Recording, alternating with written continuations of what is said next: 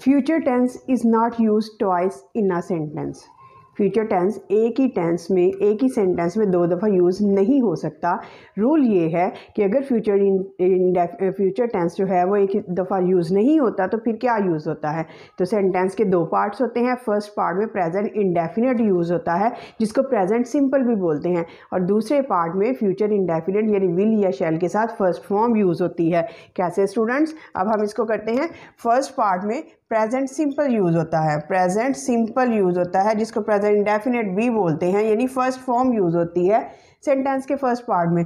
और दूसरे पार्ट में हमेशा फ्यूचर इंडेफिनिट यूज़ होता है, यानी फ्यूचर इंडेफिनिट से मुराद ये होता है कि विल और शैल के साथ फर्स्ट फॉर्म यूज़ होगी, विल और शैल के साथ फर्स्ट फॉर्म यूज़ होगी। तो हम इन सेंटेंसेस को पढ़ते हैं और इनको करेक्ट करते हैं। I shall go to Karachi, मैं कराची जाऊँगा, and you will not follow me, और आप मुझे फॉलो नहीं करोगे। तो यहाँ पे शैल गो विल यानी सेंटेंस के दो पार्ट्स हैं, दोनों पार्ट्स में शैल और विल के साथ फर्स्ट फॉर्म यानी फ्यूचर इंडेफिनिट यूज़ हुआ है।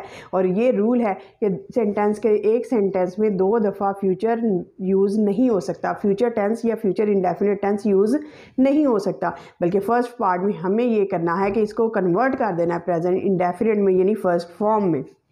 इसका मतलब ये हुआ आई गो टू कराची, मैं कराची जाता हूँ,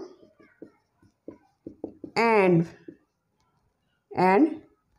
मैं कराची जाता हूँ, and you will not follow me, and you will not follow me. इसका मतलब ये हुआ हमने कन्वर्ट कर दिया फर्स्ट पार्ट जो था फ्यूचर इंडेफिनिट का उसको प्रेजेंट इंडेफिनिट में, और प्रेजेंट इंडेफिनिट में कन्वर्ट करने के बाद इसको फर्स्ट फॉर्म प्रेजेंट इंडेफिनिट या प्रेजेंट सिंपल से मुराद है, इसमें फ़र्स्ट फॉर्म लगानी है। और आई के साथ जो है वो एस या एस का इजाफा नहीं होता, तो इसलिए आई गो टू कराची, मैं कराची जाऊँगा, and you will not follow me. और दूसरे पार्ट में विल और शैल के साथ जो है फर्स्ट फॉर्म यानी फ्यूचर इंडेफिनिट आएगा। नेक्स्ट एग्जाम्पल पढ़ते हैं।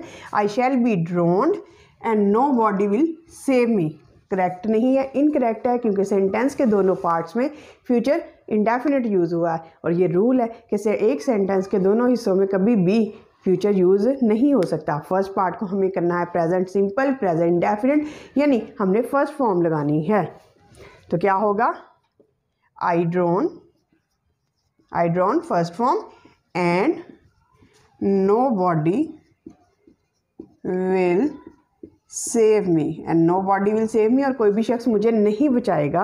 नेक्स्ट है I shall go to Lahore and will bring toys for you. Sentence के दो पार्ट, दोनों पार्ट्स में फ्यूचर इंडेफिनिट, तो ये इनकरेक्ट है।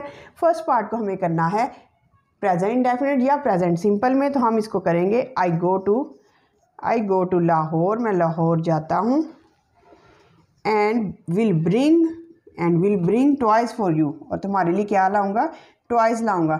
इससे मतलब ये हुआ स्टूडेंट्स हमारा कहने का कि अगर सेंटेंस के दो पार्ट्स हो और दोनों पार्ट्स में फ्यूचर इंडेफिनिट यूज़ हुआ हो, तो ये रूल है कि एक सेंटेंस के दो पार्ट्स में कभी भी फ्यूचर यूज़ नहीं हो सकता, बल्कि सेंटेंस के पहले वाले हिस्से को हमने चेंज करना होता है प्रेजेंट इंडेफिनिट या प्रेजेंट सिंपल में, और दूसरे हिस्से को फ्यूचर इंडेफिनिट में यूज़ करते हैं। Hope you have understood this concept that future indefinite या future tense cannot be used twice in a single sentence. If you like the video, kindly share and subscribe it. Thank you so much. Have a nice day.